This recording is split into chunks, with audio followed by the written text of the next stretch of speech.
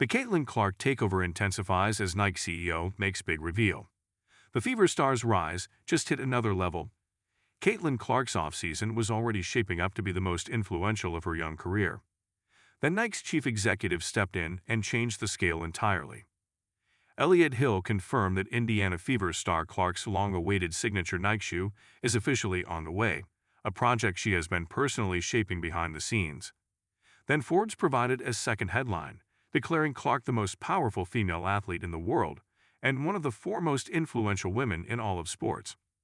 In the span of a few months, Clark has gone from generational prospect to a figure whose reach stretches far beyond the WNBA.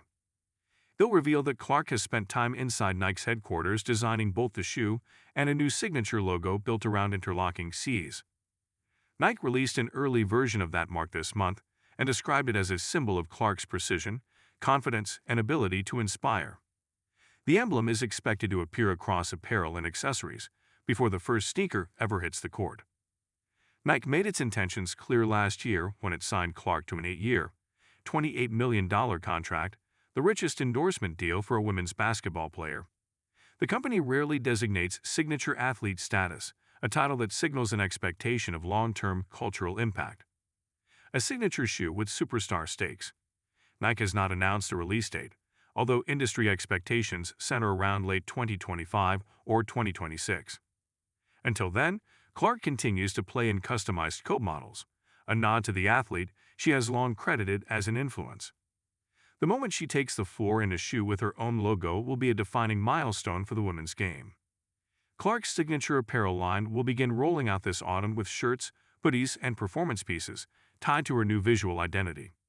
Nike says Clark has been fully involved in the creative process, reviewing materials, cuts, and color stories, and offering feedback that drives the direction of the line. Company executives describe her as a partner rather than a face of the campaign.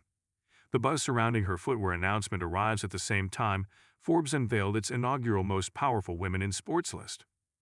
Clark ranked fourth overall, behind a trio of high-ranking sports executives and owners, and ahead of global icons like Serena Williams and Simone Biles. Clark's reputation and earnings soar. Forbes estimated her earnings last year at more than $8 million, with nearly all of it coming from endorsements with Nike, Wilson, Gatorade, and State Farm.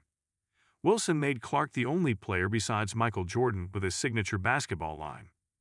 Gatorade placed her in national campaigns. State Farm lined her up for long-term branding opportunities first built by Chris Paul and other NBA stars. The through line is simple. Brands see Clark not only as an elite athlete but as a durable cultural force. Her on-court resume explains why.